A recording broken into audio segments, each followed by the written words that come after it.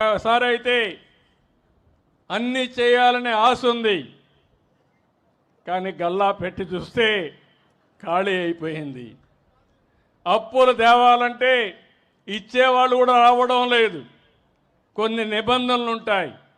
మీరు కూడా ఒకసారి ఆలోచించండి. మీ ఊర్లో ఎవరైనా డబ్బులు కావాలంటే పరపతి ఉంటే, డబ్బులు తిరిగి ఇస్తాడని నమ్మకం ఉంటే అప్పిస్తారు, లేకుంటే ఇస్తారమ్మా? మీకు ఇవ్వరు కదా. నా పరిస్థితి కూడా అదే. నా మీద నమ్మకం ఉంది, మళ్ళీ దీన్ని సరిపెడతాడని విశ్వాసం ఉంది. మీరు కూడా అదే ఆలోచించారు. ఒక మాటలో చెప్పాలంటే ముఖ్యమంత్రి పదవి నాకు కొత్త కాదు, 4వసారి ముఖ్యమంత్రి. సమైక్య ఆంధ్రప్రదేశ్లో అందరికంటే ఎక్కువసార్లు ముఖ్యమంత్రిగా ఉన్నాను. ఆ రోజు నేను చేసిన పనులు చరిత్రలో శాశ్వతంగా మిగిలిపోతాయి. ఈరోజు హైదరాబాద్ పోయి చూస్తే ఎక్కడ అడుగు పెట్టినా నేను కనపడస్తాను, ఎందుకంటే దానికి కారణం చేసిన పని.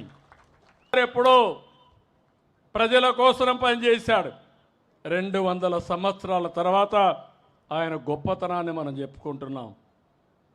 నేను కూడా అదే కోరిక ఉన్నా. నాకే ఆశలు కానీ ఆలోచనలు కానీ లేవు. మీ ప్రేమ కావాలి. మీరు గుర్తుపెట్టుకుంటే అదే చాలనుకొని మీకోసం రాత్రింబగళ్ళు పనిచేస్తున్నాను తప్ప ఇంకోటి కాదు. ఈరోజు అందుకనే మీరు చూస్తే దేశంలో ఎక్కడా ఇవ్వని విధంగా సంక్షేమ కార్యక్రమాలకు నాంది పలికాను. నేను సూపర్ 6 చెప్పాను. అన్నిటికీ ఒక్కొక్కటే ఇచ్చుకుంటూ ముందుకు పోతున్నాం.